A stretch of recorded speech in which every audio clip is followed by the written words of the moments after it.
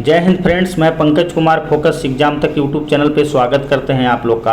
आज मैं आप लोग के लिए 69वीं बीपीएससी पीटी 2023 के लिए अरिहंत पब्लिकेशन का प्रैक्टिस सेट 5 लेकर आया हूं।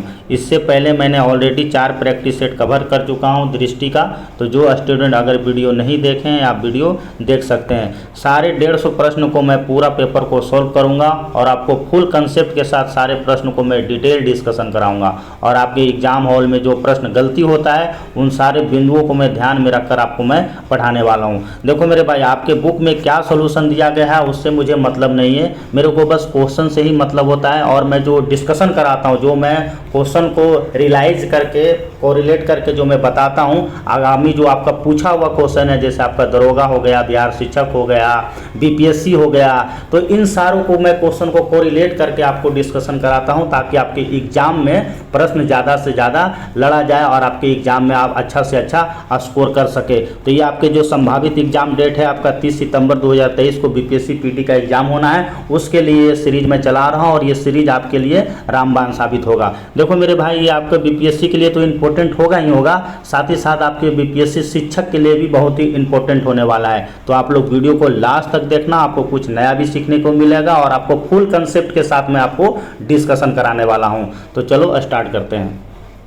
देखिए, पहला जो क्वेश्चन पूछा गया है मेरे भाई, गौतम बुद्ध द्वारा अपने धर्म में दीक्षित किए जाने वाला अंतिम व्यक्ति निम्नलिखित में से कौन सा था। बहुत इंपॉर्टेंट क्वेश्चन है, कई बार आपके एग्जाम में क्वेश्चन पूछा गया है। करे गौतम बुद्ध द्वारा अपने धर्म में दीक्षित किए जाने वाला अंतिम व्यक्ति कौन था, तो अंतिम व्यक्ति कौन था, ये आपका सुभद्रा होता है। ठीक है, तो आंसर आपका सी हो जाएगा। देखो एक्चुअल में होता ही है ना कि आपको पता है कि आनंद और सुभद्रा, ये जो दो ऐसे व्यक्ति है, इनका आनंद और सुभद्रा, ये गौतम बुद्ध के सबसे प्रिय चेला थे। ठीक है, प्रिय आपका शिष्य थे, तो इसको भी आप लोग को याद रखना है। ठीक है, कि सबसे प्रिय शिष्य कौन थे, तो आनंद और सुभद्रा थे। तो यही क्वेश्चन फ्रेम किया गया है कि गौतम बुद्ध द्वारा अपने धर्म में दीक्षित दिए जाने वाले अंतिम व्यक्ति सुभद्रा था। तो ये क्वेश्चन आपके लिए इंपॉर्टेंट हो जाता है। अब देखो, गौतम बुद्ध से बहुत सारा क्वेश्चन आपके एग्जाम में बीपीएससी हो, चाहे दरोगा हो, चाहे बिहार शिक्षक हो, बार बार क्वेश्चन पूछा जाता है। एक क्वेश्चन जो सबसे ज़्यादा आपको पता है कि गौतम बुद्ध को एशिया का ज्योतिपुंज कहा जाता है, एशिया ऑफ लाइट कहा जाता है, ये में भी सबको पता ही होगा। ठीक है, इनका जो पहला उपदेश दिया जाता है, कई बार आपके एग्जाम में क्वेश्चन पूछा जाता है, गौतम बुद्ध का जो पहला उपदेश दिया जाता है वो कहाँ दिया जाता है, तो आपको ये सारनाथ में दिया जाता है। आपके एग्जाम के लिए बहुत बार ये क्वेश्चन पूछा गया है, तो इसको आप लोग को याद रखना। पहला उपदेश आपका हो गया सारनाथ में होता है। ठीक है, और इनका जो आपको एक क्वेश्चन घुमा के पूछता है कि सर्वाधिक उपदेश कहाँ दिया था। ठीक है, सर्वाधिक उपदेश कहाँ दिए थे, तो सर्वाधिक उपदेश दिए थे आपको श्रावस्ती में दिए थे। तो इसको भी आप लोग को याद रखना है। देखो, आपको मैं जो कंसेप्ट दे रहा हूँ उसको पे ध्यान दीजिएगा, क्योंकि मैं जो भी डिस्कशन कराता हूँ मैं खुद से करवाता हूँ। ठीक है, बुक में क्या दिया हुआ है उससे मैं मतलब नहीं रखता हूँ। मैं आपको जो कंसेप्ट जो देता हूँ, आपको जो आपके प्रीवियस ईयर के एग्जाम में आपसे दरोगा में क्या पूछा गया है, बीपीएससी क्या पूछा है, बिहार शिक्षक में क्या पूछा गया है, बिहार सिपाही में क्या पूछा गया है, सचिवालय में क्या पूछा गया है, तो सारे क्वेश्चन को मैं आपको कोरिलेट करके मैं डिस्कशन कराता हूं ताकि आपको ये भी पता चले कि आपके आगामी एग्जाम में पूछा क्या जा रहा है। ठीक है, तो इन सारे बिंदुओं को मैं ध्यान में रखकर मैं डिस्कशन करवाता हूं। एक तो हो गया आपका ये कि पहला उपदेश इन्होंने सारनाथ में दिया था और सर्वाधिक उपदेश आपको श्रावस्ती में दिया था। बहुत बार आपके एग्जाम में प्रश्न ये दोनों पूछा जाता है। इनको एशिया का ज्योतिपुंज कहा जाता है, ये मैं बता दिया। अब देखो, गौतम बुद्ध से जो सबसे ज़्यादा क्वेश्चन अभी तक पूछा गया है बीपीएससी में, आंसर तो आपका सी हो गया। इनके समय में 4 बौद्ध संगीति का आयोजन हुआ था। ये क्वेश्चन आपके लिए बहुत इंपॉर्टेंट है। इसको आप लोग को देखो मैप चार्ट बना लो दिमाग में, कई बार आपके एग्जाम में यहाँ से प्रश्न फ्रेम किया जाता है योग के द्वारा। तो आपको देखो, पहला जो है बौद्ध संगीति कहाँ हुआ था, तो पहला आपको पता है राजगीर में हुआ था।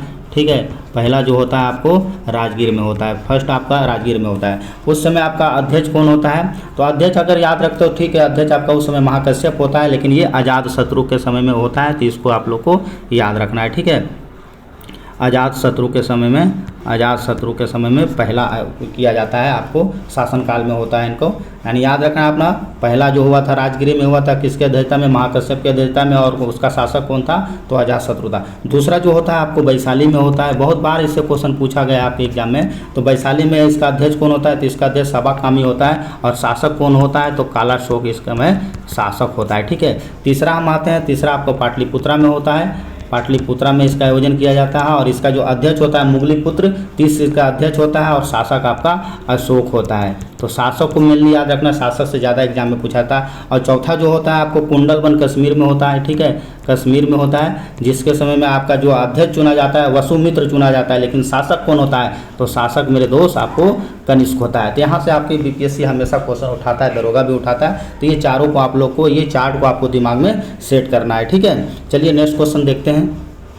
देखो मेरे भाई सेकंड नंबर भी क्वेश्चन बहुत बढ़िया है। निम्नलिखित में से कौन महाभारत के तेलुगु अनुवादों के लिए विख्यात है? तो महाभारत को जो तेलुगु में जो अनुवाद किया गया था वो किया गया था नन्न के द्वारा किया गया था, ठीक है। देखो महाभारत के तेलुगु अनुवाद के लिए विख्यात कौन सा होता है? तो ये नन्न को जाना जाता है। एक्चुअल में जब आप चोल काल पढ़िएगा उसी से ये क्वेश्चन फ्रेम किया गया है। तो आप पढ़े होंगे कि चोल काल में आपको तमिल भाषा का स्वर्ण काल कहा जाता है। कौन काल को कहा जाता है? कई बार आपके एग्जाम में ये भी क्वेश्चन पूछा गया है, ठीक है, कि चोल काल में तमिल भाषा को आपको स्वर्ण काल कहा गया है। तो इसको भी आप लोग को याद रखना है, ठीक है, कई बार आपके एग्जाम में पूछा गया है। अब देखो तमिल साहित्य में आपको ना त्रिरत्न का दर्जा प्राप्त है, त्रिरत्न। तो तमिल साहित्य में 3 ग्रंथ है जिसको आपको त्रिरत्न दिया कहा गया है। किसको कहा गया है? एक कहा गया है मेरे दोस्त कंबन को, ठीक है, एक कंबन हो गया, एक हो गया आपको ओट्टाकुट्टन। पढ़े होंगे आप लोग अगर चोल काल अच्छा से, तो मैं भी आपको पता होगा। ओट्टकट्टन को कहा गया है ओट्टकुट्टन, एक आपका ओट्टकुट्टन हो गया, और तीसरा आपको पुगलेंदु हो गया, पुगलेंदु। तो इसको भी आप लोग याद रखना है। कई बार आपके एग्जाम में सीधा प्रश्न पूछ दिया जाता है कि तमिल साहित्य में 3 रत्न किसको कहा जाता है? एक कंबन को कहा जाता है, एक आपको ओट्टाकुट्टन को कहा जाता है, और अगला एक पुगलेंदु को कहा जाता है। एक क्वेश्चन देखो और पूछा जाता है आपके एग्जाम में, कंबन से क्वेश्चन कई बार पूछ दिया जाता है आपके एग्जाम में। तो कंबन ने तमिल रामायण की रचना किया था। बहुत ही इंपॉर्टेंट है ये क्वेश्चन आपके एग्जाम के लिए कि तमिल क्या चीज़ का रचना करता है? तो तमिल जो है मेरे दोस्त आपको ये कंबन जो होता है तमिल रामायण की रचना करता है। तो देखो ये सब क्वेश्चन मैं बार बार बोल रहा हूँ, बुक में आपको नहीं दिया गया है, ठीक है। मैं जो डिस्कशन कराता हूँ आपको प्रीवियस ईयर क्वेश्चन को देखते हुए मैं आपको डिस्कशन करवाता हूँ, ताकि आपको एग्जाम के लिए इंपॉर्टेंट हो। तो जो भी मैं डिस्कशन कराता हूँ मैं अपना खुद का डिस्कशन कराता हूँ, तो उसी पे आप ज़्यादा फोकस करना। तो यहाँ पे 3 क्वेश्चन आपके लिए इंपॉर्टेंट हो गया। एक तो आपको महाभारत को तेलुगु में अनुवाद के लिए आपका विख्यात है, नन्ने विख्यात है, और तमिल काल को आपको स्वर्ण काल कहा जाता है, और त्रिरत्न कहा जाता है आपको चोल काल में। तो एक कुंभन को, ओट्टकुट्टन को और पुगलेंदु को, और जो आपका कुंभन होता है वो आपको तमिल रामायण की रचना किया था। तो इतना आप याद रखोगे तो आपके लिए इंपॉर्टेंट होगा। देखो मेरा भाई तीसरा नंबर क्वेश्चन कह रहा है कि वह चोल शासक कौन था जिसने श्रीलंका को पूर्ण स्वतंत्रता प्रदान की तथा अपनी पुत्री का विवाह सिंघल राजकुमार के साथ किया गया था? तो किसके साथ किया गया था? ये तो कुलोत्तुंग प्रथम के साथ किया गया था। ये क्वेश्चन बहुत ही इंपॉर्टेंट है आपके एग्जाम के लिए। अब देखो चोल काल से ना 3-4 क्वेश्चन है जो आपके एग्जाम में खूब पूछा जाता है। एक देखो राजेंद्र प्रथम से क्वेश्चन पूछा जाता है। राजेंद्र प्रथम के बारे में आपको पता होगा, ठीक है। इसी के समय में आपको पता है चोल काल सबसे ज़्यादा विस्तार किया था। तो किसके समय में? राजेंद्र प्रथम के समय में चोल काल का सर्वाधिक विस्तार किया जाता है। तो ये कई बार आपके एग्जाम में क्वेश्चन पूछा जाता है। और राजेंद्र प्रथम आपको कौन सा, जब विजय अभियान के लिए गया था ना वो श्रीलंका, तो एक अपना वो उपाधि प्राप्त किया था गंगई कोंड चोल, ठीक है। तो इस उपाधि को भी कई बार आपके एग्जाम में क्वेश्चन पूछ लिया जाता है। गंगई कोड चोल की उपाधि कौन धारण किया था? तो ये आपको राजेंद्र प्रथम धारण किया था। और यही सी विजय के दौरान ने इसको, राजेंद्र प्रथम को स्मिथ ने इसको दक्षिण का नेपोलियन भी कहा गया था। तो कई बार आपके एग्जाम में क्वेश्चन पूछ सकता है कि दक्षिण का नेपोलियन किसे कहा जाता है? तो दक्षिण का नेपोलियन आपको किसको कहा जाता है? राजेंद्र प्रथम को कहा जाता है। चोल काल सबसे ज़्यादा फेमस है, आपको पता है स्थानीय स्वशासन के लिए बहुत ही फेमस है, क्योंकि यहाँ पे स्थानीय स्वशासन का विकास सबसे ज़्यादा हुआ था। उसी के समय में आपको पता है नटराज की मूर्ति भी इसी के समय में ये विकसित किया गया था। तो ये सारे क्वेश्चन हैं, इसको आप लोग याद रखना। लेकिन एक क्वेश्चन देखो यहाँ से घुमाता है चोल काल से। चोल काल से आपसे एग्जाम में क्वेश्चन पूछता है ना कि चोल काल में जो आपको राज प्रथम, आप सुने होंगे शासक, राज जो प्रथम होता है, राज जो फर्स्ट होता है मेरे दोस्त, वो पहली बार श्रीलंका पर आक्रमण करता है। तो क्वेश्चन अगर पहली बार पूछेगा तो आपको राज प्रथम लगाना है, ठीक है। देखिए नेक्स्ट क्वेश्चन है, निम्नलिखित में से किसने जहांगीर के विरोध में विद्रोह किया था। तो आपको पता है जहांगीर के विरोध में विद्रोह किसके द्वारा किया जाता है। एक तो खुर्रम होता है, एक खुसरो होता है और एक महावत खान होता है। ठीक है, तो इसका जो आंसर होगा आपको 2, 3, 4 यानी सी होता है। ठीक है, लेकिन आसफ खान क्या करता है पता है आपको। आसफ खान के द्वारा जो होता है ये उस समय पता है अकबर का पदाधिकारी होता है। कई बार ये क्वेश्चन पूछ भी लिया जाता है। ठीक है, तो उस समय जो अकबर जो होता है, ये आसफ खान जो होता है ये अकबर का पदाधिकारी होता है। तो इसको भी आप लोग याद रखना। ठीक है, जिसके समय में तो वो जाता है ना, आपको रानी दुर्गावती को जो पराजित किया जाता है, जो अकबर के विरोध में आपको ये विद्रोह करता है। तो ये भी क्वेश्चन कई बार घुमा के पूछ लिया जाता है। देखिए 5वां नंबर क्वेश्चन है, फवायदुल फवाद नामक पुस्तक शेख निजामुद्दीन औलिया के बातचीत पर विवरण देता है। इसका संकलन किसमें किया गया है। तो अमीर हसन सिज्जी के में आपको संकलन किया गया है। ठीक है, तो इसको भी आप लोग याद रखना। ये क्वेश्चन देखो कई बार आपके एग्जाम में क्वेश्चन पूछा जाता है। महबूब इलाही के नाम से कौन जाना जाता है। निम्नलिखित में से कौन महबूब इलाही के नाम से जाना जाता है। तो ये महबूब इलाही के नाम से शेख निजामुद्दीन औलिया को जाना जाता है। कई बार आपके एग्जाम में क्वेश्चन आया हुआ है। देखिए 7 नंबर क्वेश्चन आपको कूट से दिया गया है। मैं बार बार पूछ रहा हूँ कि आपके एग्जाम में इस टाइप का क्वेश्चन बहुत ज़्यादा पूछने लगा है। ठीक है, उसी के अनुसार को आपको काल कर्म में आपको सजाना है। तो देखो तिलक जो बाल गंगाधर तिलक का जो मृत्यु होता है मेरे दोस्त, वो आपको होता है 1920 में होता है। 1 अगस्त 1920 का तिलक का मृत्यु होता है। तो ये आपका 1920 में हुआ था। रौलेट एक्ट कब पारित किया गया था। तो रौलेट एक्ट जो पारित किया जाता है आपको ये 19 मार्च 1919 को पारित किया जाता है। ठीक है, रौलेट एक्ट पारित किया जाता है 19 मार्च 1919 को पारित किया जाता है। जलियांवाला नरसंहार सब पढ़े होंगे आप लोग। 13 अप्रैल 1919 को ये पारित किया जाता है। यानी जनरल ओ डायर के नेतृत्व में जलियांवाला हत्याकांड होता है, सबको पता है। ठीक है, और ये अमृतसर कांग्रेस अधिवेशन 1919, तो ये पता है आपको अमृतसर का कांग्रेस अधिवेशन, तो ये तो आपको 1919 ऑलरेडी दिया गया है। तो उसी के अनुसार आपको सीक्वेंस में सजाना है कि पहले कौन सजेगा। ठीक है, तो उसके अनुसार से जो आंसर होगा इसका क्या हो जाएगा आपको, यह आपका ए हो जाएगा। यानी 2, 3, 4, 1 यानी पहले होगा आपको रौलेट एक्ट हो जाएगा, जो कि आपको ये 19 मार्च को हुआ था ना। 19 मार्च 1919 को रौलेट एक्ट होता है। तो पहले आपका रौलेट एक्ट हो जाएगा। फिर आपका ये जलियांवाला बाग हत्याकांड मार्च के बाद ये अप्रैल में होता है। ये 13 अप्रैल को होता है। तो ये दूसरे नंबर पर आ जाएगा। फिर आपको चौथा नंबर पर आ जाएगा ये तिलक का मृत्यु, और उसके बाद 1 नंबर में आ जाएगा आपको ये अमृतसर का संधि, और तिलक का मृत्यु आपको 1920 में आ जाएगा। तो इस टाइप से इसका आंसर क्या हो जाएगा, ये हो जाएगा। देखो डेट याद रखो, अभी के एग्जाम में ना आपको सीक्वेंस में सजाने के लिए बहुत ज़्यादा क्वेश्चन में पूछा जा रहा है। तो आप लोग को ये डेट याद होगा तभी आप सजा पाओगे।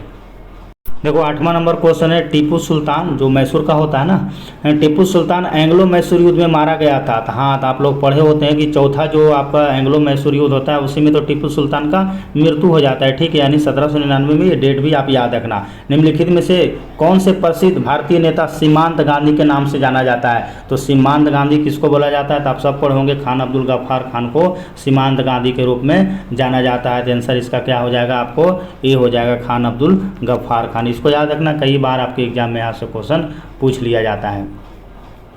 देखिए नेक्स्ट क्वेश्चन कर रहा है कि निम्नलिखित में से किन आंदोलनों में महिलाओं को घर की 4 दीवारों के बाहर निकला। देखिए ये 4 जो प्रमुख आंदोलन हुआ था उसी के रिगार्डिंग क्वेश्चन फ्रेम किया गया है। निम्नलिखित में से किन आंदोलनों ने महिलाओं को घर की 4 दीवारों के बाहर निकाला था।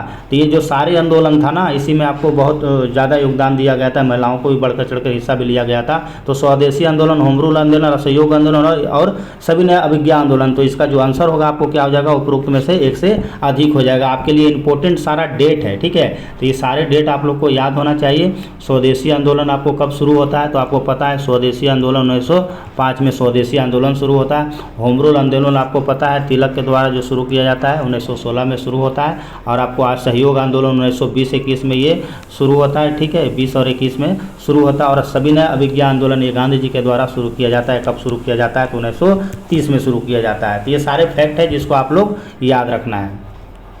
देखिए नेक्स्ट क्वेश्चन अच्छा है, कह रहा है टीपू सुल्तान ने अपनी राजधानी कहाँ बनाया था। तो आप पढ़े होंगे टीपू सुल्तान अपनी राजधानी श्रीरंगपट्टनम में बनाता है। ठीक है, तो इसका आंसर क्या हो जाएगा आपको, श्रीरंगपट्टनम हो जाएगा। और टीपू सुल्तान जब आपको पता है 1782 ईस्वी में 1782 में इसका पिता कौन होता है? हैदर अली होता है जी। इसका पिता हैदर अली की मृत्यु के बाद वो फिर मैसूर का शासक बनता है कौन? तो ये टीपू सुल्तान बनता है। तो कई बार क्वेश्चन घुमा भी देता है कि टीपू सुल्तान अपनी राजधानी परिवर्तित तो किया था आपको श्रीरंगपट्टनम, लेकिन कहाँ का शासक होता है? तो ये मेरे दोस्त आपको मैसूर का शासक होता है। चलिए नेक्स्ट क्वेश्चन देखते हैं। देखिए नेक्स्ट क्वेश्चन है, प्रथम विश्व युद्ध के दौरान कहाँ पर भारत की एक अंतरिम सरकार बनी थी जिसके प्रेसिडेंट राजा महेंद्र प्रताप थे? देखिए क्वेश्चन बहुत अच्छा है, कई बार आपके एग्जाम में ये क्वेश्चन में पूछा जाता है इस टाइप के क्वेश्चन। ठीक है, तो ये जो आपको महेंद्र प्रताप थे ये आपको कहाँ पे बने थे? तो ये अफगानिस्तान में आपको प्रेसिडेंट राजा महेंद्र प्रताप बने थे। तो ये क्वेश्चन एग्जाम के लिए इम्पोर्टेंट हो जाता है और कई बार ये क्वेश्चन आपके एग्जाम में पूछा जाता है। प्रथम विश्व के दौरान कहाँ पर भारत की एक अंतरिम सरकार बनी थी जिसके प्रेसिडेंट राजा महेंद्र प्रताप थे? तो ये अफगानिस्तान में थे। ठीक है, देखिए नेक्स्ट क्वेश्चन है, यूरोप के विभिन्न देशों की कंपनियों ने भारत के विभिन्न हिस्सों में अपना व्यापारिक केंद्र स्थापित किए थे, निम्न में से किस देश की कंपनी शामिल नहीं है? तो आप लोग पढ़े होंगे मॉडर्न इतिहास में भारत में यूरोपीय कंपनी का आगमन में, तो आपका पुर्तगाली होता है, हॉलैंड होता है, लेकिन ये स्पेन नहीं होता है। कौन कौन होता है आपको ये पता होना चाहिए। तो पहले तो आपको पता है पुर्तगाली ही आता है, ठीक है, उसके बाद आपको पता है हॉलैंड होता है, ठीक है, और तीसरे नंबर पर आपका इंग्लैंड भी आता है, इंग्लैंड आता है, ठीक है, उसके बाद आपको फ्रांस आता है, फ्रांस, और फिर बाद में आपको ये कौन आता है? डेनमार्क आता है। तो ये तो आप लोग बेसिक क्वेश्चन है, ये आपको पता होगा कि भारत में यूरोपीय कंपनी का आगमन कौन कौन सा कंपनी आता है। तो आपको पुर्तगाल आता है, ठीक है, फ्रांस आता है, इंग्लैंड आता है, डेनमार्क आता है और हॉलैंड आता है। तो ये सारे आपको याद रखना, हॉलैंड मतलब नीदरलैंड को कहा जाता है हॉलैंड। तो ये सारे इंपॉर्टेंट क्वेश्चन है, एग्जाम में आते रहता है।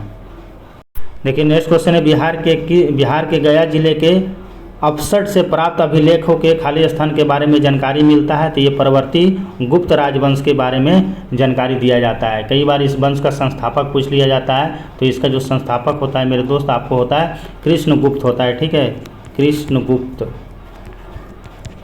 तो ये कृष्णगुप्त भी याद रखना। बाकी हर्यक वंश, पाल वंश, ये सब तो कॉमन चीज़ें सबको पता होगा। देखिए 15 नंबर क्वेश्चन है, बौद्ध धार्मिक साहित्य में कौन सा ग्रंथ प्राचीन बिहार के इतिहास के संबंध में जानकारी देता है? तो उसका कौन सा पुस्तक में आपको देखने को मिलता है? तो ये आपको उपरोक्त में से एक से अधिक, यानी अंगुत्तर निकाय में भी देखने को मिलेगा, आपको दिग्ध निकाय में भी, और ये विनय पीठिका में भी देखने को मिलेगा। मलिक इब्राहिम या मलिक बयां बिहार का प्रशासन किस काल में आपको देखने को मिलता है? तो ये आपका जो कौन सा काल में देखने को मिलता है? ये आपको तुगलक काल के समय में ये जानकारी मिलता है। देखिए 17 नंबर क्वेश्चन क्या कह रहा है, जगदीशपुर में 1858 में किसके नेतृत्व में समानांतर सरकार की स्थापना किया गया था? तो ये जगदीशपुर में जो 1858 में किसके नेतृत्व में ये समानांतर सरकार की स्थापना किया गया था?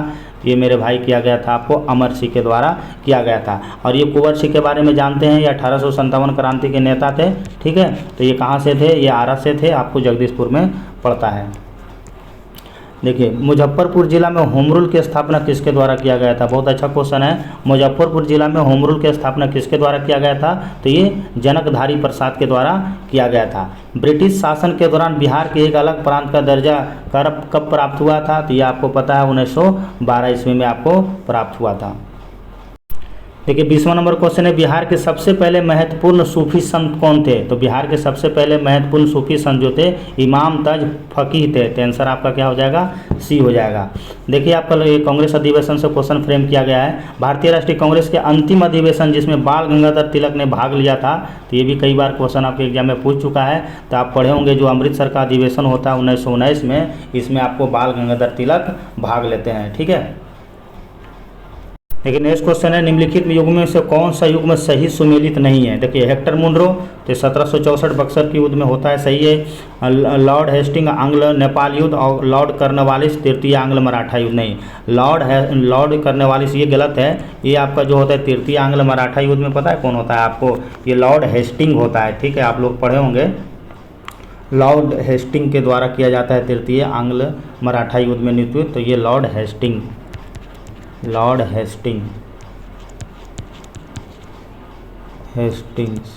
तो इसको लॉर्ड हेस्टिंग्स को आप लोग याद रखिएगा, जो कि आपको तृतीय आंग्ल मराठा युद्ध के समय में होता है। लॉर्ड कर्नवालिस तो आपको पता है 1793 का अस्थाई बंदोबस्त के लिए इसको जाना जाता है, लॉर्ड कर्नवालिस को। ये भी कई बार आपके एग्जाम में क्वेश्चन पूछ दिया जाता है। देखिए नेक्स्ट क्वेश्चन है, यह बोलन दर्रा के पास एक हरा भरा समतल स्थान है। यहाँ के स्त्री पुरुष के इस क्षेत्र में सबसे पहले जौ गेहूँ उगाना तथा भेड़ बकरी पालन सीखा। कब्रों में मनुष्य के साथ बकरी को दफनाने से इसकी इस आस्था के बल को मिलता है, जिसके मृत्यु के बाद, देखिए अगला ऑप्शन देखते हैं, मृत्यु के बाद भी जीवन होता है। यह विवरण किस नौपाषाणिक स्थल में सटीक विवरण मिलता है। देखिए बहुत अच्छा क्वेश्चन है ये, ठीक है। ऐसा आपको किस में देखने को मिलता है, कौन सा नौपाषाणिक स्थल में मिलता है, तो आपको ये मेहरगढ़ में देखने को मिलता है, ठीक है। मेहरगढ़ में ऐसा बताया गया है, मेहरगढ़ आपको पता है ये पाकिस्तान का एरिया है, ठीक है। मेहरगढ़ में ऐसा बताया गया है कि आपको इसमें जो यहाँ एक समतल मैदान होता है, नौपाषाणिक कालीन स्थल, जैसे आपका कृषि हो गया, पशुपालन हो गया, पहला साक्ष्य इसी स्थान से आपको प्राप्त हुआ था। और इसी के समय में आपको पढ़े होंगे कि आपको मृतकों के साथ कब्र में बकरी दफनाने का भी एविडेंस कहाँ मिलता है, आपको मेहरगढ़ में मिलता है। ब्रूज होम में पढ़े होंगे कि इसमें कुत्ता दफनाने का एविडेंस मिलता है, तो यह तो आपको पता ही होगा। चलिए अगला नंबर क्वेश्चन देखते हैं। 24 नंबर क्वेश्चन देखिए क्या कर रहा है। 24 नंबर का रहा है कि 1857 की क्रांति से आपसे क्वेश्चन फ्रेम किया गया है। कह रहा है 1857 में आपको बरेली से नेता पूछा जा रहा है, ठीक है। देखिए 1857 की क्रांति के समय बरेली से विद्रोह कौन किया था, तो बरेली से आपको कौन थे, खान बहादुर खान थे। तो ये भी क्वेश्चन कई बार इंपॉर्टेंट पूछ लिया जाता है। 25 नंबर देखिए, भारत में स्वाधीनता आंदोलन की सरकारी इतिहासकार था। तो जो भारत का जो 1857 का क्रांति हुआ था उसी से क्वेश्चन फ्रेम किया गया है कि भारतीय स्वाधीनता आंदोलन का सरकारी इतिहासकार किसे बनाया गया था। तो आप लोग सब पढ़े होंगे, एम.एन. सेन को सरकारी गवाह बनाया गया था, ये इतिहासकार बनाया गया था। देखिए अगला क्वेश्चन कह रहा है कि किस स्वतंत्रता सेनानी को पंजाब का शेर कहा जाता है। तो पंजाब का शेर किसको कहा जाता है, मे भी सबको पता ही होगा आपको, लाला लाजपत राय को पंजाब का शेर कहा जाता है। चलिए अगला क्वेश्चन देखते हैं। 27 नंबर क्वेश्चन देखिए क्या कर रहा है। देखिए 27 नंबर कह रहा है कि प्रमुख दर्रा और उससे राज संबंधी, यानी आपको दर्रा से रिगार्डिंग ये क्वेश्चन फ्रेम किया गया है। तो देखते हैं आपको, सिपकिल्ला दर्रा हिमाचल प्रदेश में, ये तो बिल्कुल सही है। बोमडिल्ला दर्रा ये भी आपको अरुणाचल प्रदेश में, ये भी सही है। नाथुला दर्रा नाथुला दर्रा तो आप मेघालय में नहीं, सिक्किम में है ये। नाथुला दर्रा कहाँ आपको देखने को मिलता है, ये सिक्किम के एरिया में आपको देखने को मिलता है, ठीक है। तो इस टाइप से आपका आंसर क्या हो जाएगा, आपको सी हो जाएगा। कई बार ये क्वेश्चन आपके एग्जाम में पूछ लिया जाता है, ठीक है। नाथुला दर्रा, इसको भी आप लोग याद रखें। ये आपका अरुणाचल प्रदेश में एक दर्रा और है, देखो याद नहीं आ रहा, बोमडिल्ला दर्रा, कई बार आपके एग्जाम में पूछा है ये अरुणाचल प्रदेश में बोमडिल्ला, ये बोमडिल्ला दर्रा याद रखना, बहुत बार आपके एग्जाम में पूछा गया है। देखिए नेक्स्ट क्वेश्चन कह रहा है, निम्नलिखित में से कौन सा नहर दक्षिणी अमेरिका को आंतरिक जलमार्ग के रूप में प्रयोग किया जाता है। तो ये आपको लुडविग्स नहर को ये आपको आंतरिक जलमार्ग के रूप में प्रयोग किया जाता है। ये आपको कहाँ देखने को मिलता है पता है, कई बार इससे क्वेश्चन बीपीएससी पूछ चुका है, ठीक है। ये आपको डेन्यूब नदी को और आपको राइन नदी को जोड़ने का काम करता है, तो ये आपके लिए इंपॉर्टेंट होता है, ठीक है। कौन कौन नदी है आपका ये, तो डेन्यूब नदी और राइन नदी को जोड़ने का काम करता है, तो ये आपके लिए इंपॉर्टेंट हो जाता है। सीन नदी, देखो सीन नदी, आप बहुत बार आपके एग्जाम में ये सीन नदी से क्वेश्चन पूछा गया है। सीन नदी किस नगर से होकर बहती है, तो सीन नगर आपको पता है फ्रांस से, पेरिस से होकर ये बहती है। तो इसका आंसर क्या हो जाएगा, आपको ये पेरिस हो जाएगा। देखिए अगला क्वेश्चन कह रहा है कि खगोलीय पिंड का संबंधी ज्ञान को क्या कहा जाता है। तो आपको खगोलीय पिंड का, अगर जिसको खगोल शास्त्र का हमको ज्ञान लेना है तो हम किस में पढ़ेंगे, आपको एस्ट्रोलॉजी में पढ़ेंगे, यानी आंसर आपका बी हो जाएगा। आपको एस्ट्रोनॉमी में क्या होता है, देखो एक तो एस्ट्रो, क्या क्वेश्चन क्या कर रहा है भाई, एक सेकंड, खगोलीय पिंड संबंधी ज्ञान को क्या कहा जाता है। तो खगोलीय पिंड तो हो जाएगा आपको नहीं, ये तो आपका एस्ट्रोनॉमी होगा ना। क्या आंसर हो जाएगा इसका, 30 का आपका ए हो जाएगा, ठीक है। 30 का क्या हो जाएगा आंसर आपका ए हो जाएगा। तो इसको आप लोग याद रखना, कई बार आपके एग्जाम में क्वेश्चन पूछ लिया जाता है। 30 का आंसर आपका हो गया आपका, तो 30 का जो आंसर होगा मेरे भाई आपको एस्ट्रोनॉमी में होता है। खगोल संबंधी जो है ना हम लोग स्टडी करते हैं, एस्ट्रोनॉमी में करते हैं। एस्ट्रोलॉजी में तो आपको पता है ज्योतिष वगैरह जो होता नहीं है, उसमें होता है स्टडी वगैरह, जिसको आपको ज्योतिष लोग के पास होता है, तो ज्योतिष विद्या होता है इसमें, ठीक है। तो इसको आप लोग याद रखना, दोनों में अंतर है। एस्ट्रोनॉमी में हम खगोल पिंड के बारे में अध्ययन करेंगे और एस्ट्रोलॉजी में ज्योतिष के अध्ययन के बात करेंगे। देखिए नेक्स्ट क्वेश्चन है, निम्नलिखित में से किस कारण से वनों के लिए विशाल क्षेत्र रखने की आवश्यकता है। तो वनों को विशाल क्षेत्र रखने की आवश्यकता आपको पारिस्थितिकी संतुलन बनाए रखने के लिए होगा। कॉमन क्वेश्चन है ये। देखिए नेक्स्ट क्वेश्चन है, ओजोन परत बताती है। तो ओजोन परत आपको पता है हमें किससे चीज़ से बचाती है, या लिखना चाहिए इसको ना, बताती है। चलो ओजोन परत के बारे में हमको जानकारी दिया गया है। अंटार्कटिका की वायुमंडलीय स्थिति है, ठीक है। शनि ग्रह पर प्राय की आधुनिक खोज है। पृथ्वी की सतह से लगभग 10 से 15 किलोमीटर नीचे की परत है। उपरोक्त में से एक से अधिक, उपरोक्त में से कोई नहीं। तो इसका जो आंसर होगा मेरे दोस्त आपका क्या हो जाएगा, आपका उपरोक्त में से क्या हो जाएगा, कोई नहीं हो जाएगा, ठीक है। निम्नलिखित में से चिपको आंदोलन का नेतृत्व किसके द्वारा किया गया था। तो आपको पता है चिपको आंदोलन सुंदरलाल बहुगुणा के द्वारा किया गया था। सारण सिंचाई केंद्र कहाँ से निकलती है। तो सारण सिंचाई केंद्र आपको कहाँ से निकलेगा, तो ये आपको गंडक नदी से निकलती है, ठीक है। देखिए नेक्स्ट क्वेश्चन है, बिहार राज्य की राजकीय नकदी फसल। तो बिहार राज्य में आपको नकदी फसल गन्ना देखने को मिलेगा। बिहार के गंगा के उत्तरी सहायक नदियों में सबसे लंबी सहायक नदी कौन सा है। तो सबसे लंबी सहायक नदी आपको बिहार का कोसी नदी हो जाएगा। बिहार का कौन सा जिला जिसकी सीमा नेपाल और उत्तर प्रदेश के टच करता है। तो आप मैप अगर देखे होंगे तो कौन सा हो जाएगा, आपको जो पश्चिम चंपारण का जो हिस्सा है आपको, वो आपको यूपी और नेपाल के सीमा को बॉर्डर को टच करता है। देखिए नेक्स्ट क्वेश्चन क्या कह रहा है, बिहार में शीतकालीन वर्षा किस कारण से होता है। तो बिहार में जो शीतकालीन वर्षा है आपको ये भूमध्य सागर से चलने वाली चक्रवातों के कारण आपको देखने को मिलता है। बिहार में लाल बलुई मिट्टी का विस्तार कहाँ देखने को मिलता है। तो रोहतास एवं कैमूर के पहाड़ियों से आपको देखने को मिलेगा। देखिए 40 नंबर क्वेश्चन है, बिहार के पूर्वी मध्यवर्ती भाग में दक्षिणी पश्चिमी पहाड़ी भाग में किस प्रकार के वन पाए जाते हैं। तो वहाँ जो आपको वन देखने को मिलता है, आपको ये शुष्क पर्णवाती वन देखने को आपको मिलता है।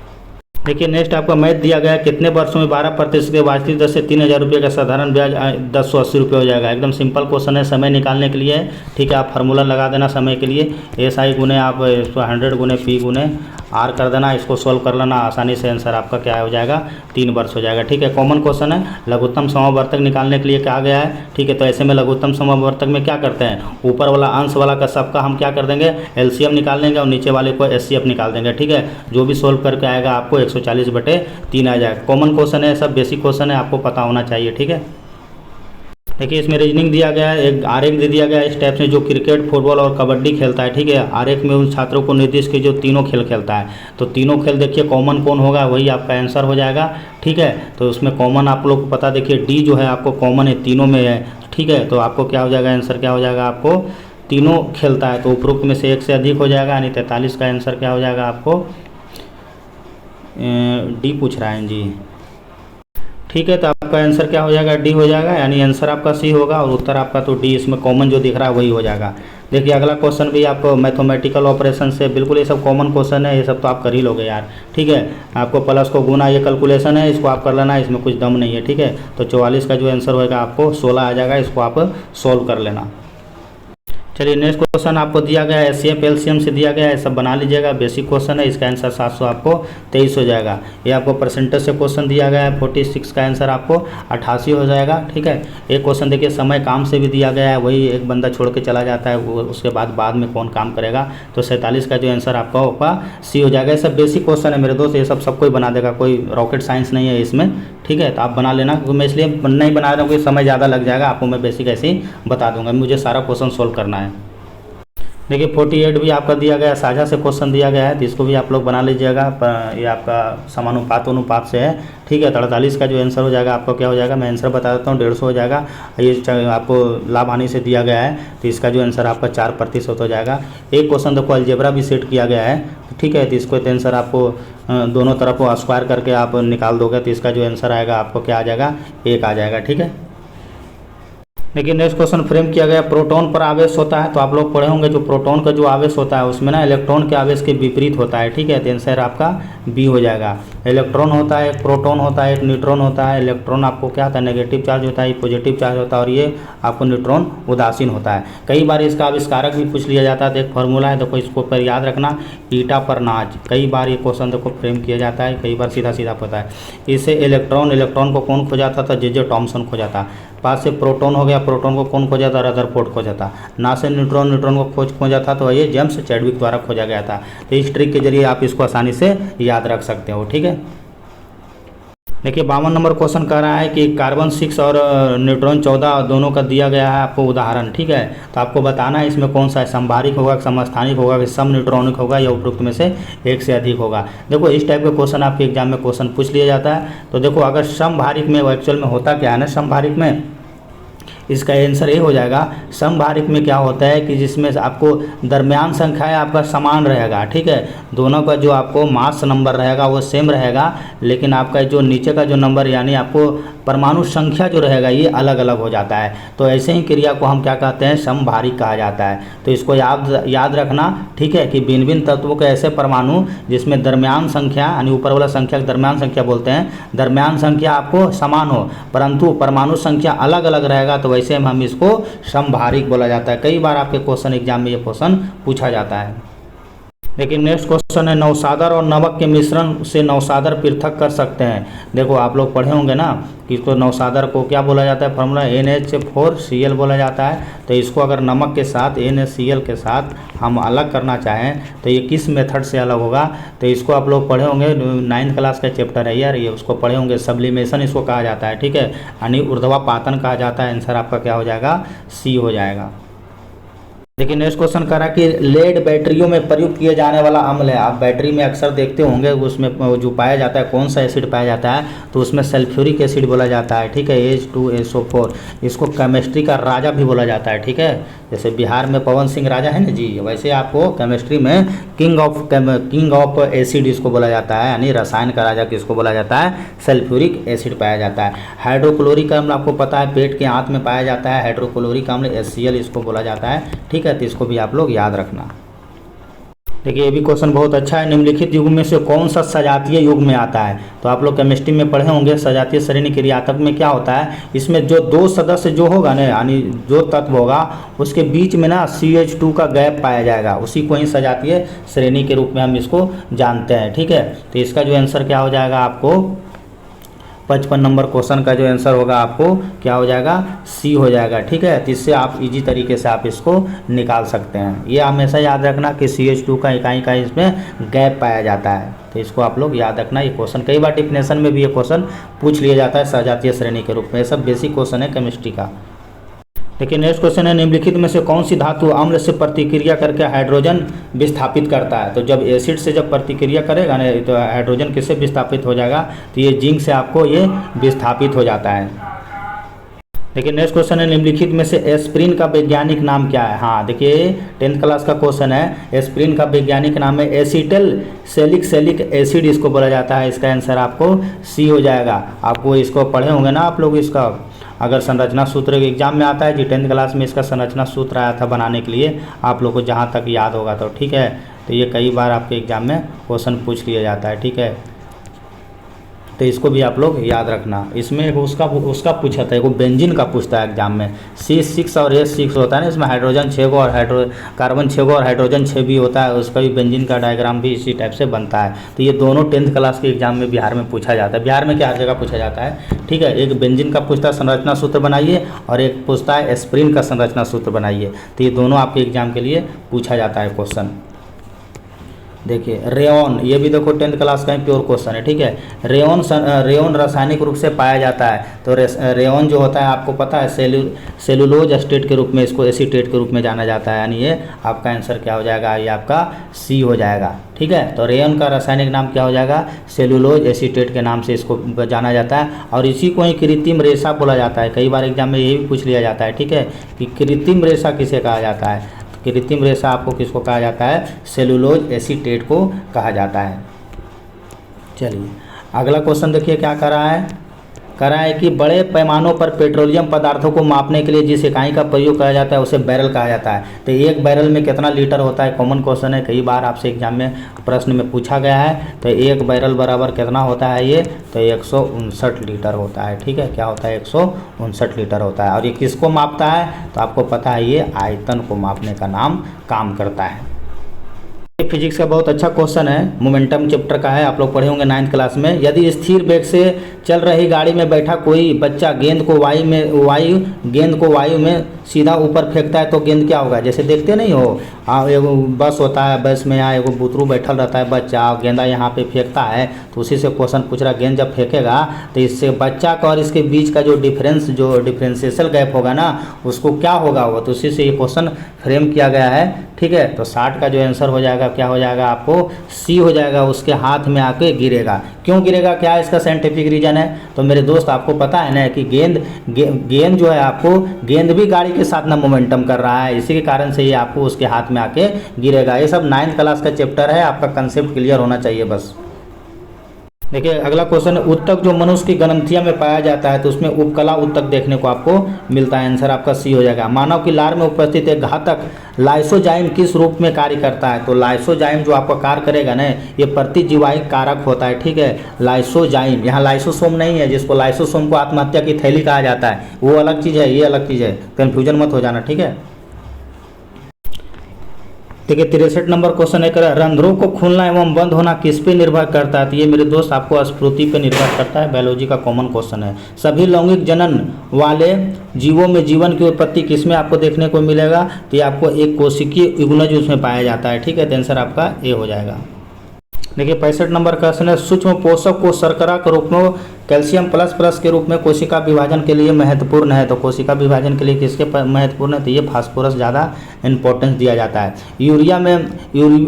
यूरिया का किसमें एकत्रीकरण यूरोमीमा कहलाता है, तो यूरिया का जो आपको एकीकरण किया जाता है उसमें यूरोमीमा क्या कहलाता है, तो इसका जो आंसर होगा आपको रुधिर हो जाएगा। निम्नलिखित में से किस प्रक्रिया के द्वारा कार्टिसोल हार्मोन स्रावित किया जाता है, तो कार्टिसोल हार्मोन जो है मेरे दोस्त आपको ये उपरोक्त में से एक से अधिक हो जाएगा, इसका आंसर डी हो जाएगा। ठीक है, डी हो जाएगा।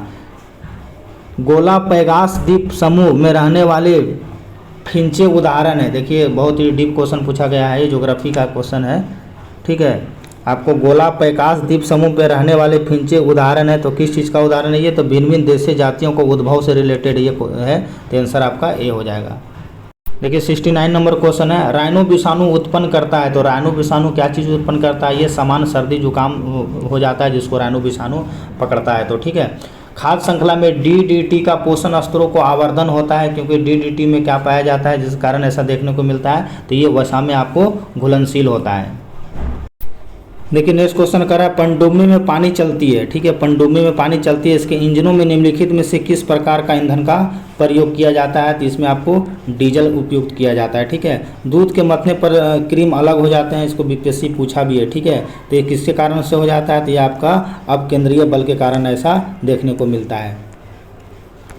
देखिए अगला क्वेश्चन फिजिक्स से है, करा अधिक दरमियान वाली एक क्रिकेट बॉल को एक टेनिस बॉल के समान फेंका जाता है, दोनों का आपका जो मास होगा दरमियान होगा आपका दोनों सेम है। ठीक है, यदि उन्हें रोका जाए तो क्रिकेट बॉल के लिए निम्नलिखित में से किसकी आवश्यकता होगी। देखिए क्वेश्चन अच्छा पूछा गया है आपसे, तो ये आपसे पूछा जा रहा है कि अधिक दरमियान वाली एक क्रिकेट बॉल को एक टेनिस बॉल को समान वेग से फेंका जाए, दोनों को आपका जो गति से दोनों से सेम गति से दोनों को फेंका जाता है। ठीक है, यदि उन्हें रोका जाए तो क्रिकेट बॉल के लिए निम्नलिखित में से किसका आवश्यक होगा, तो ये किसका आवश्यक होगा, तो आपके लिए ये आपको उसमें अधिक बॉल लगेगा। ठीक है, क्रिकेट बॉल में आपको अधिक बल लगने की ज़रूरत पड़ेगा। ठीक है, तो इसका आंसर आपका क्या हो जाएगा, ए हो जाएगा। लेकिन नेक्स्ट क्वेश्चन है, नितिन प्रातःकाल में गंगा नदी में स्नान कर रहा है, अचानक नितिन पीने पानी में तैरने लगता है, यह गति के किस सिद्धांत को सत्यापित करता है, तो आप लोग पढ़े होंगे न्यूटन का थर्ड लॉ में क्या बोलता है कि action and reaction are opposite direction. ठीक है, यानी प्रत्येक क्रिया के द्वारा विपरीत प्रतिक्रिया होता है, तो ये किसके कारण से संभव होता है, तो ये न्यूटन के तृतीय नियम के कारण से संभव होता है, यानी सी हो जाएगा। न्यूटन के द्वितीय नियम, कई बार क्वेश्चन देखो यहाँ से 2 क्वेश्चन आपके एग्जाम में बार बार पूछता है, दरोगा भी पूछा है। ठीक है, कि न्यूटन के प्रथम नियम से किस चीज़ का परिभाषा निकलता है, न्यूटन के प्रथम नियम से बल के परिभाषा निकलता है, और न्यूटन के द्वितीय नियम से आपको बल का व्यंजक निकलता है, F बराबर m में होता है। कई बार ये क्वेश्चन दोनों एग्जाम में पूछा जाता है, तो इसको भी आप लोग याद रखें। देखिए 75 नंबर क्वेश्चन है, बादल किसका कोलाइड परीक्षण है, तो बादल जो होता है ये आपको जल के परिक्षेप माध्यम से के साथ वायु का होता है। फलों को परिरक्षण रखने के लिए किस रसायन का प्रयोग किया जाता है, बहुत बार पढ़े होंगे आप लोग, सोडियम बेंजोएट का प्रयोग किया जाता है। अब देखिए 77 नंबर क्वेश्चन करंट अफेयर से क्वेश्चन है आपका, कह रहा है कि भारत ने किस देश के साथ 28 जनवरी 2023 को 12 चीतों को प्राप्त करने हेतु सहमति पर पत्र पर हस्ताक्षर किया था। तो ये तो सब पता होगा, बहुत ही चर्चा में रहा था। ये दक्षिण अफ्रीका में अब जो नामीबिया था उसे लाया गया था ना, 12 लाया गया था, चीते लाया गया था। और इसको कहाँ रखा गया था आपको पता है, ये कूनो नेशनल पार्क में रखा गया था। कूनो नेशनल पार्क कहाँ है, तो ये आपको MP में पड़ता है कूनो नेशनल पार्क। चलिए 78 नंबर क्वेश्चन देखते हैं। 78 नंबर कह रहा है फरवरी 2023 में किस देश की सरकार ने अपने एक महत्वपूर्ण उपनगर नाम हिंद शहर कर दिया गया है। देखिए ये एक जो शहर है आपका, तो किस शहर का जो नाम है ना उसका नाम चेंज करके हिंद शहर कर दिया गया है। तो ये आपका जो था संयुक्त राज्य अमेरिका के द्वारा ये अभियान शुरू किया गया है। UAE के संयुक्त राज्य अमीरात के द्वारा ये किया गया है। 74वें गणतंत्र दिवस 26 जनवरी 2023 को किस राज्य की झांकी ने प्रथम पुरस्कार प्राप्त किया था। इसको तो मैं आपको शॉर्ट्स वीडियो भी बना के दिया था मैं अपने चैनल पे। तो ये पहला जो पुरस्कार था आपको उत्तराखंड प्राप्त किया था। देखिए नेक्स्ट क्वेश्चन है 2 फरवरी 2023 को आंध्र प्रदेश के मुख्यमंत्री जगन मोहन रेड्डी ने किस स्थान को राज्य को नई राजधानी के रूप में उसको स्थापित किया था। बहुत कॉमन क्वेश्चन है, ये भी सब मैं करवा चुका हूँ टेलीग्राम पे। मैं करंट अफेयर भी करवाता हूँ दृष्टि का, उसमें ये पहले भी ऑलरेडी मैं बता चुका हूँ। तो ये आपको उसका राजधानी कहाँ चेंज करके विशाखापट्टनम बनाया गया था। वासेनार अर्जेंटमेंट के संदर्भ में निम्नलिखित में से कौन सा कथन आपका सही है। तो ये आपको एक आधिकारिक तौर पे 2023 में इसकी अध्यक्षता की गई थी। इसमें व्यवस्था 42 देश है। इसका सचिवालय कहाँ है आपको ऑस्ट्रिया में है, ठीक है। तो इसका जो आंसर हो जाएगा क्या हो जाएगा आपको, आंसर आपका D हो जाएगा, यानी उपरोक्त में से एक से अधिक हो जाएगा, ठीक है। देखिए अगला क्वेश्चन है 82 नंबर सुरक्षा व्यवस्था को अधिक प्रभावी बनाने के लिए भारतीय सशस्त्र बल द्वारा ऑप्स अलर्ट अभ्यास शुरू किया गया था जनवरी 2023 में। ये कहाँ शुरू किया गया था, ये शुरू किया था आपको BSF के द्वारा शुरू किया गया था। नेक्स्ट क्वेश्चन देखिए आपको, नेक्स्ट क्वेश्चन है कि निम्नलिखित कथनों पर विचार कीजिए। राष्ट्रीय पर्यटन दिवस 2023 में मेजबानी तेलंगाना राज्य के द्वारा किया गया था, ठीक है। राष्ट्रीय पर्यटन दिवस आपको 25 जनवरी को मनाया जाता है, बिल्कुल सही है। तेलंगाना राज्य में पोचमपल्ली में राष्ट्रीय पर्यटन दिवस 2023 मनाया गया था। तो ठीक है, सारा कथन सही, यानी उपरोक्त में से एक से अधिक हो जाएगा इसका आंसर, ठीक है। अगला क्वेश्चन देखते हैं। अगला क्वेश्चन है हाथी साढ़ हाथी घोड़ा संघ के लिए निम्न विकल्पों में से जैन तीर्थकर का संयोजन पहचानिए। यानी जैन तीर्थकर के द्वारा, बाबर कितना डीप क्वेश्चन पूछा गया है ये, ठीक है। बहुत अंदर जाके क्वेश्चन पूछ लिया गया है, 1-2 का पूछता चलता। सारा का याद रखने जिसको सारा याद होगा वही बंदा इसको सही कर पाएगा। तो साढ़ था जो आपको ऋषभ बददेव का था, हाथी था आपको अजीत नाथ का था, और घोड़ा था आपको शंभनाथ का, अरिष्ट नेमी था आपका संघ का। तो इसका आंसर क्या हो जाएगा, ये हो जाएगा। इतना क्वेश्चन ये आसान नहीं है, ठीक है। अगला क्वेश्चन भी देखिए, ये भी पूरा कंसेप्टेबल क्वेश्चन पूछा गया है, ठीक है। 85 नंबर मगध साम्राज्य पर शासन करने वाले राजवंशों का सही क्रम बताइए। देखो मगध पर शासन करने वालों के लिए सही क्रम व्यवस्थित कीजिए, ठीक है। तो मगध में कौन सा हो जाएगा, हर्यक वंश, फिर आपको शिशुनाग वंश, नंद वंश और ये मौर्य वंश। उससे आपको उल्टा करके सेट किया गया है, ठीक है, घटते क्रम में। तो इसका आंसर क्या हो जाएगा, 85 का आपका क्या हो जाएगा, B हो जाएगा।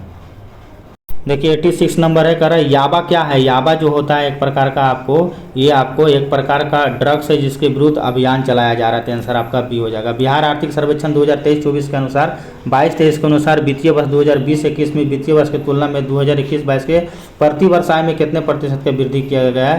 तो ये वृद्धि कर गया 9.4% वृद्धि कर दिया गया है, ठीक है।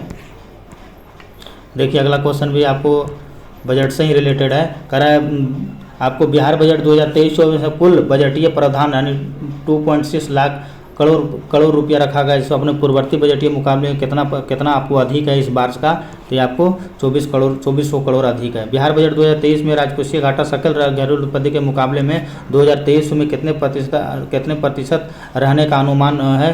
तो ये आपको कितना प्रतिशत रहने का एग्जाम है, 2.98% रहने का एग्जाम है। ये एग्जाम में पूछा भी है क्वेश्चन, ठीक है। देखिए अगला क्वेश्चन है भारतीय सेना ने किस देश के साथ प्रथम संयुक्त प्रशिक्षण अभियान साइक्लोन 1 14 जनवरी 2023 को के बीच में संचालित किया था। ये साइक्लोन 1 किसके द्वारा शुरू किया गया था, कहाँ किया गया था, भारतीय सेना के द्वारा। तो ये मिस्र में किया गया था। देखिए 91 नंबर है बिहार के मुख्यमंत्री नीतीश कुमार ने 4 जनवरी 2023 को अपनी समाधान यात्रा किस राज्य के द्वारा प्रारंभ किया गया था। देखिए बहुत बढ़िया क्वेश्चन है, एग्जाम में पूछा भी गया था ये क्वेश्चन। तो ये आपको कहाँ से शुरू किया गया था, ये आपको बेतिया से शुरू किया गया था, ठीक है। तो आंसर आपका बेतिया हो जाएगा, लेकिन बाद में गया भी गए थे। रिम पैक क्या है? तो रिम पैक जो है मेरे दोस्त आपका अंतर्राष्ट्रीय बहुउद्देशीय नौसेना से अभ्यास है। ठीक है, देखिए अगला क्वेश्चन है कि संविधान के 42वें संशोधन के विषय में राज्य सूची संवर्धित सूची को हस्ताक्षरित किया गया है। तो ये किस में किया गया है? तो आपको शिक्षा से रिलेटेड में किया गया है। बिहार का उच्चतम विधि अधिकारी कौन होता है? तो बिहार का उच्चतम विधि अधिकारी आपको एडवोकेट जनरल होता है। देखिए अगला क्वेश्चन है, कह रहा है कि राज्यपाल नियुक्त होने के लिए कम से कम कितनी आयु होना चाहिए? तो ये आपका बेसिक क्वेश्चन है। राज्यपाल के लिए आपको 35 साल होना चाहिए। लेकिन नेक्स्ट क्वेश्चन है, केंद्रीय मंत्रिमंडल किसके प्रति उत्तरदायित्व होता है? तो सबको पता है लोकसभा के प्रति उत्तरदायित्व होता है। भारत का कौन सा प्रमाणित करता है कि अमुक विधेयक धन विधेयक है या नहीं? तो इसको कौन करने का काम करता है? तो इसको लोकसभा अध्यक्ष करने का काम करता है। आंसर सी हो जाएगा। गोवा राज्य उच्च न्यायालय का क्षेत्राधिकार है। तो गोवा राज्य उच्च न्यायालय का क्षेत्राधिकार आपको बगल में है, तो ये मुंबई भी देखने को मिलता है। आंसर आपका बी हो जाएगा। चलिए अगला क्वेश्चन देखते हैं। अगला कह रहा है कि भारतीय संविधान में स्वतंत्रता के अधिकार कौन से स्वतंत्रता शामिल नहीं है? तो आपको किस में हो जाएगा? ये संपत्ति के अधिकार को स्वतंत्रता की श्रेणी से हटा दिया गया है, आपको पता होना चाहिए। ठीक है, सर्वोच्च न्यायालय के किस न्यायाधीश पर असफल अभियोग चलाया गया था? ये चलाया गया था आपको रामास्वामी पे चलाया गया था। आंसर आपका सी हो जाएगा। लेकिन नेक्स्ट क्वेश्चन है, जो म्यांमार में है किस प्रकार का शासन व्यवस्था है? तो म्यांमार में जो आपको सैनिक शासन व्यवस्था चलता है वहाँ पे। ठीक है, आंसर सी हो जाएगा। भारतीय संविधान में भारत के राष्ट्रपति को अधिकार प्राप्त नहीं है। तो भारत के राष्ट्रपति को कौन सा अधिकार प्राप्त नहीं है? राज्यों के मुख्यमंत्री की नियुक्ति राष्ट्रपति के द्वारा नहीं किया जाता है। देखिए नेक्स्ट क्वेश्चन क्या कर रहा है आपका? कह रहा है भारतीय संविधान के किस भाग में नागरिकता का चर्चा किया गया है? तो नागरिकता का चर्चा आपको पता है, आपको भाग 2 में किया गया है। बिहार में पंचायती राज अधिनियम 2006 में 2 ग्राम सभा के बैठकों के बीच में अधिकतम कितने अवधि होनी चाहिए, कितना का गैप होना चाहिए? तो ये आपका आंसर जो होगा उपरोक्त में से क्या हो जाएगा? इनमें से कोई नहीं होगा। ठीक है, इसका आंसर जो है 104 का क्या हो जाएगा? आपको ई हो जाएगा। देखिए 105 है, निम्न में से बिहार के किस शहर को नगर निगम का दर्जा प्राप्त नहीं है? यानी किसे नगर निगम का दर्जा प्राप्त नहीं है? तो सहरसा को आपका नहीं है। आंसर आपका सी हो जाएगा। सार्वजनिक वितरण प्रणाली का लक्ष्य है। देखिए सार्वजनिक वितरण प्रणाली किसके समय में शुरू किया गया था पता है? अलाउद्दीन खिलजी के समय में शुरू किया गया था। सबसे पहले वही शुरू किया था जी। ठीक है, सार्वजनिक वितरण प्रणाली का लक्ष्य क्या रखा गया है? तो इसमें गरीबों को खाद्य सुरक्षा उपलब्ध कराना। आंसर आपका ए हो जाएगा। देखिए नेक्स्ट क्वेश्चन क्या कर रहा है कि गाड़ियों को चलाने के लिए हाइड्रोजन गैस सुविधाजनक रूप में ईंधन के रूप में प्रयोग में लाई जा सकता है यदि वह कम ताप पर किसी पदार्थ द्वारा शोषित किया जाए ताकि वह निवर्तन द्वारा उत्पन्न तापमान पर मुक्त हो सके। या पदार्थ में कौन सा भारत में आपको पाया जाएगा? तो इसमें से आपको भारत में कौन सा? तो आपको पता है भारत में हाइड्रोजन पाया जाएगा। हाइड्रोजन वाला आपको ट्रेन भी वहाँ चलने वाला है ना हाइड्रोजन से, हरियाणा में। ठीक है, प्रथम पंचवर्षीय योजना का आपको अर्थव्यवस्था में किस क्षेत्र पर बल दिया गया था? तो प्रथम पंचवर्षीय योजना था आपको पता है कृषि पे दिया गया था। ठीक है, अब 5वीं में कौन था जी? 5वीं में गरीबी हटाओ था ना। देखिए 109 नंबर क्वेश्चन है कि यदि प्राथमिक घाटे में ब्याज भुगतान को सम्मिलित कर लिया जाए तो यह किसके बराबर हो जाएगा?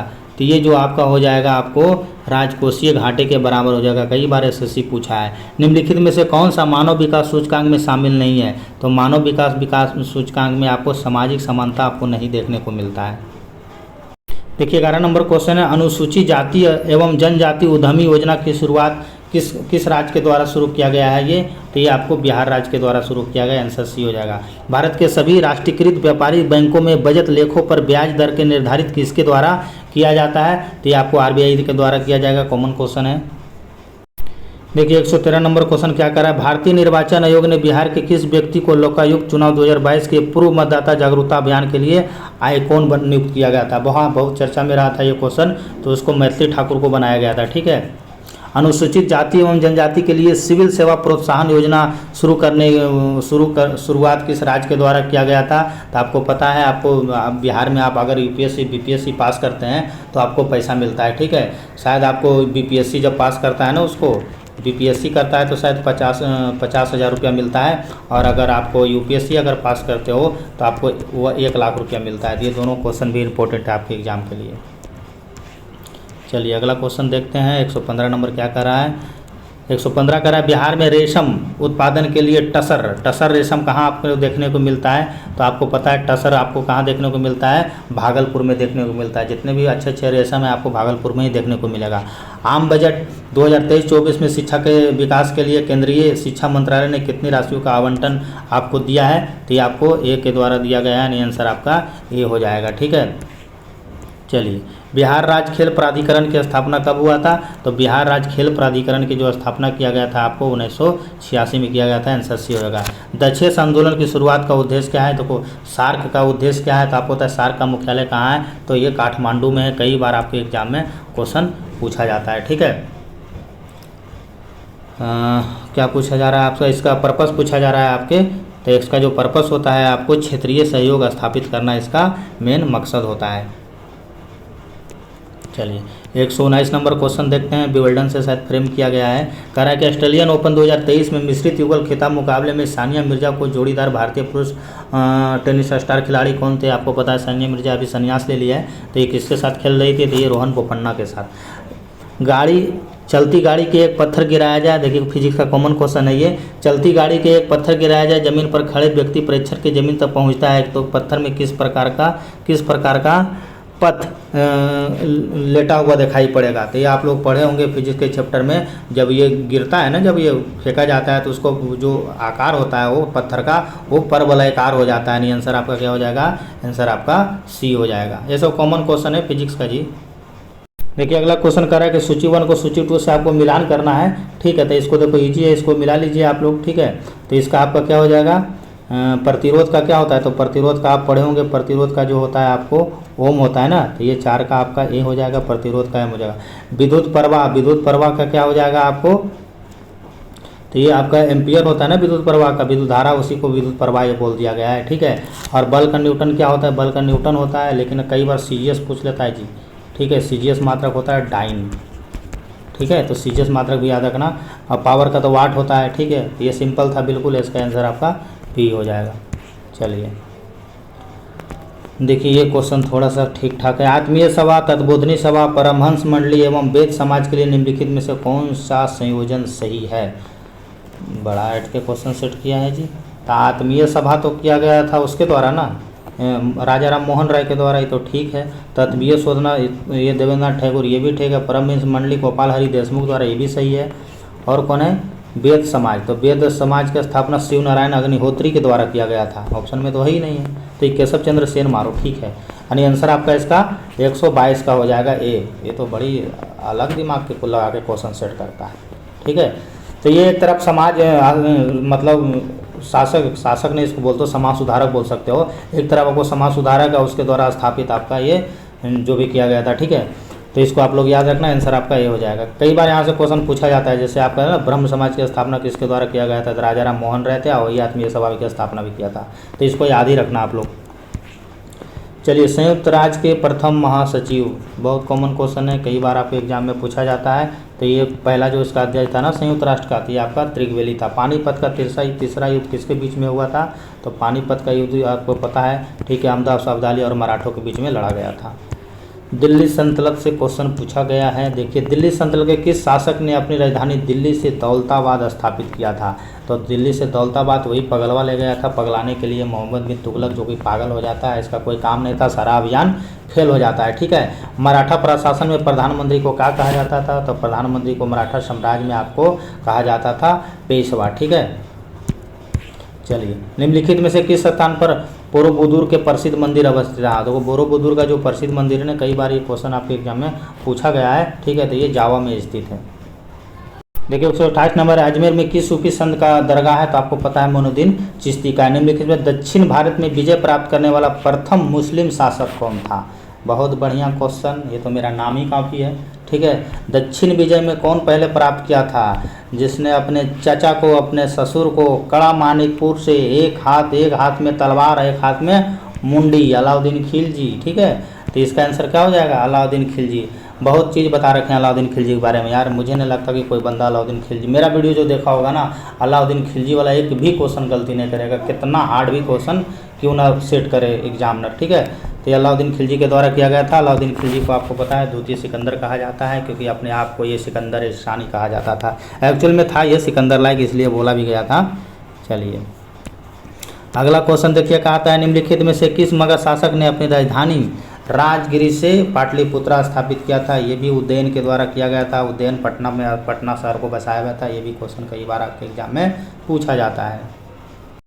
देखिए नेक्स्ट क्वेश्चन है, कितना बार मैं बता चुका हूँ, हड़प्पा सभ्यता स्थलों में से किस स्थान पे अन्नागार के अवशेष पाया गया है? अन्नागार के अवशेष आपको कहाँ देखने को मिलेगा? तो ये आपको मोहनजोदड़ो में देखने को मिलेगा। चलिए अगला क्वेश्चन देखिए, आपको क्या कहाँ से किया गया है? हाँ, आपको ये मगध से भी बोल सकते हो, 16 महाजनपद से भी बोल सकते हो। निम्नलिखित में से कौन सा युग में सही सुमेलित नहीं है, आपसे ये पूछा जा रहा है। तो देखो मगध के आपका राजधानी गिरिब्रज होता है, कौशल के श्रावस्ती होता है, और अवंती के वैशाली ने होता है। यही आपका गलत है आंसर। आपका 31 का आपका 32 है ना जी, 32 का आंसर आपका क्या हो जाएगा? सी हो जाएगा। चलिए देखिए, कुशल स्थानीय स्वशासन प्रणाली के लिए दक्षिण भारत का कौन सा राजवंश प्रसिद्ध है? ये मैं अपने वीडियो में भी चर्चा कर रखा था। इसी क्वेश्चन में आया था, बता स्थानीय स्वशासन किस समय में डेवलप किया गया था? तो स्थानीय स्वशासन आपको चोल काल में विकसित किया गया था। चोल काल में नौसेना का विकास सबसे ज़्यादा हुआ था। चलिए नेक्स्ट क्वेश्चन देखते हैं, कह रहा है भारत और न्यूजीलैंड के बीच 27 जनवरी 2023 को मध्य खेले गए T20 अंतर्राष्ट्रीय क्रिकेट मैच में किस खिलाड़ी को मैन ऑफ द सीरीज घोषित किया गया था? याद है जी, जनवरी वाला। ये कि हार्दिक पांड्या को दिया गया था। ठीक है, 34 का सी हो जाएगा। प्राचीन भारतीय इतिहास में उस शिक्षा के लिए बस उस शिक्षा है तो समझ जाओ कौन होगा और कौन होगा। ठीक है, देखो अच्छा वल्लभी दे दिया है ऑप्शन में जी। प्राचीन भारतीय इतिहास में उस शिक्षा के केंद्र के रूप में वल्लभी वर्तमान में, देखो वल्लभी जो है ना गुजरात में पड़ता है। मैं सोच रहा था तहसीला दिया है। तहसीला आपको कहाँ पड़ेगा? पाकिस्तान में। नालंदा कहाँ पड़ेगा? बिहार में। तीनों क्वेश्चन पूछते रहता है एग्जाम में।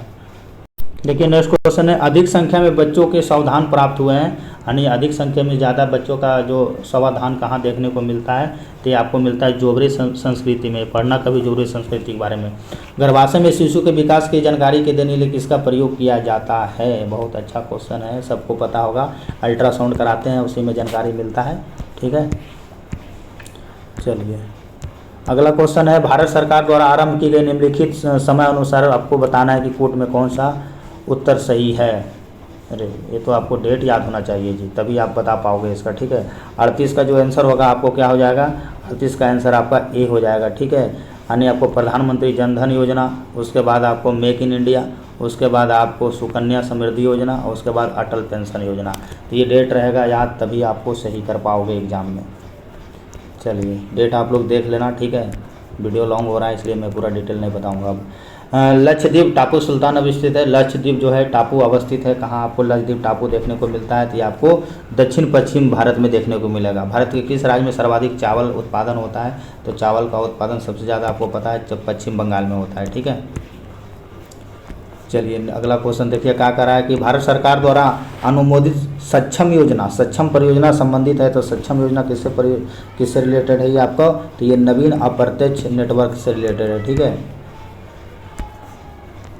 देखिए अगला क्वेश्चन है, एक तरफ जनजाति है एक तरफ राज्य है, कई बार आपसे घुमा के क्वेश्चन पूछ लिया जाता है। तो ये ठीक है, सही सुमेलित है आपसे ये पूछा जा रहा है ना। तो ये कोरिया उड़ीसा, कुकी तो मणिपुर में होता है। ठीक, गलत है ये। कुकी अभी है ना चर्चा में है ना मणिपुर।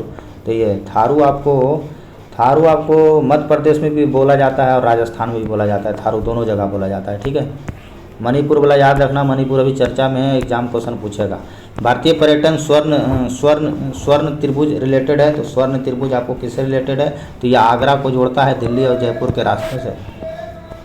देखिए अगला क्वेश्चन 144, जवाहरलाल नेहरू नौवा शोका बंदरगाह कहाँ अवस्थित है? कई बार आपके एग्जाम में ये नौवा शोका पूछा जाता है। ये आपको मुंबई में देखने को मिलेगा। निम्नलिखित कथन पर विचार कीजिए। बटेश्वर पहाड़ी बिहार के भागलपुर में देखने को मिलता है। घोसी पहाड़ी हरियाणा के अरावली में देखने को मिलता है। बिलारी श्रृंखला कर्नाटक के चमराज में आपको देखने को मिलता है। ठीक है, तो इसका जो आंसर हो जाएगा क्या हो जाएगा? 1 और 2 ही सही है। ठीक है, यानी पहला सही है और आपका ये दूसरा सही है। ये दोनों आप लोग याद रखना। ठीक है, भारत के किस राज्य में लौह अयस्क सबसे ज़्यादा पाया जाता है? तो भारत के आपको कौन सा राज्य में लौह अयस्क सबसे ज़्यादा देखने को मिलता है? तो चले जाइए उड़ीसा, वहाँ आपको लोहा ही लोहा देखने को मिलेगा।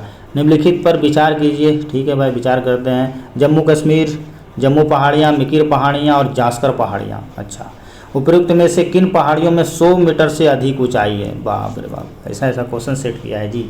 100 मीटर से अधिक ऊंचाई किसका है, ये आपसे क्वेश्चन पूछा जा रहा है। ठीक है, तो इसका जो आंसर होगा आपको 1 और 2 हो जाएगा। आपको जम्मू पहाड़ियाँ और मिकिर पहाड़ियाँ, ये जो आपको 100 मीटर से ज़्यादा ऊंचाई है। देखिए अगला क्वेश्चन है, भारतीय वन रिपोर्ट 2021 के अनुसार निम्नलिखित में से किस राज्य में पिछले 2 वर्षों से सर्वाधिक वृद्धि हुई है? तो 2 वर्षों में सर्वाधिक वृद्धि कौन सा आपको देखने को मिलेगा? एक तो आपका आंध्र प्रदेश हो जाएगा। ठीक है, पिछले 2 वर्षों में सर्वाधिक वृद्धि हुई है ना, एक ही राज्य तो 2 वर्षों में पूछा जा रहा है। अच्छा हाँ जी, तो ये आपका आंध्र प्रदेश आंसर हो जाएगा, ये वहाँ सर्वाधिक विकास हुआ है। रंपा विद्रोह संबंधित है, तो रंपा विद्रोह किससे संबंधित है? अल्लू राजा सीताराम राजू से रिलेटेड है ये आपका रंपा विद्रोह। देखिए लास्ट क्वेश्चन क्या कर रहा है, 150 नंबर क्वेश्चन है, आपसे कर रहा है कि वह कौन सा कारक था जिसने जनता के अभाव हुआ है कि सरकार व्यापक राजनीतिक अधिकार देने के बजाय उन्हें मिले थोड़े से अधिकार भी छीन रही है। देखिए यह स्टेटमेंट किसके रिगार्डिंग में किया गया था? तो ये सब किया गया था आपको 1898 का जो कानून बना था उसी में भावना को फैलाने के लिए किया गया था, और 1904 में बना इंडियन ऑफिशियल सीक्रेट एक्ट में किया गया था, और 1897 में लोकमान्य तिलक ने एक दूसरे समाचार पत्र में संपादकों को विदेशी सरकार के विरुद्ध जनता को भड़काने के लिए जेल में लंबी सजाएं देने के लिए। तो ये सब सारे घटनाएं जो होगा इसी के परिप्रेक्ष्य में ये बोला गया है। तो इसका आंसर आपका 1 से अधिक हो जाएगा, उपरोक्त में से 1 से अधिक यानी डी आंसर हो जाएगा। तो इस टाइप से मैंने भाई आपका 150 क्वेश्चन जो था सारे क्वेश्चन को मैंने आपको सोल्व करा दिया हूँ और कंसेप्ट के साथ करवाया हूँ। ऐसा नहीं कि 1 का आंसर डी, 2 का आंसर डी, और यूट्यूब वाले होते हैं सारे 1 का डी 2 का डी बता के चले जाते हैं। देखो उससे माइंड में रहने वाला है नहीं। आपका थोड़ा बहुत कंसेप्ट क्लियर होना चाहिए ताकि आप एग्जाम हॉल में क्वेश्चन को आप सही कर पाओ, वरना आप खाली 1 के डी 2 के डी में रहोगे तो वो उससे कुछ होने वाला नहीं है। ठीक है, तो मैं भी जो भी वीडियो बनाता हूँ, एक तो क्वेश्चन का लेवल बहुत अच्छा रहता है, उसी को मैं यूट्यूब पे पढ़ाता हूँ जहाँ कंटेंट आपको अच्छा मिले और कुछ नए प्रश्न आपको सीखने को मिले। तो ऐसा ही वीडियो मैं बनाता हूँ, और जो भी मैं पढ़ाता हूँ तो आपको मैं कोशिश करता हूँ कि आपको थोड़ा बहुत आपको कंसेप्ट दिया जाए ताकि आप एग्जाम हॉल में कन्फ्यूजन आपको पैदा ना हो और एग्जाम हॉल में आप अच्छा से अच्छा स्कोर कर सके। तो ये मेरा 5वां वीडियो था बीपीएससी के रिगार्डिंग, आप लोग इसको देख लीजिएगा। ठीक है, अगर आपको वीडियो ठीक लग रहा है तो आप चैनल को सब्सक्राइब कर सकते हैं, लाइक कर सकते हैं, वरना देखो आप कहीं भी देख सकते हो, उससे कोई इशू होने वाला नहीं है। तो आपको ठीक लगता है लाइक शेयर एंड सब्सक्राइब जरूर करें। मेरा अगला वीडियो 6 नंबर का टेस्ट सीरीज बहुत जल्द आपको दृष्टि का देखने को मिलेगा। नहीं तो ये आपका ये कौन सा पब्लिकेशन का था जी, ये अरिहंत का भी पब्लिकेशन का देखने को मिल सकता है। तो वो मैं देख लूँगा, जिसका क्वेश्चन ज़्यादा अच्छा रहेगा वो मैं पहले करवा दूँगा। ठीक है, तब तक आप इसको रिवीजन कीजिए। मिलते हैं नेक्स्ट वीडियो में, धन्यवाद।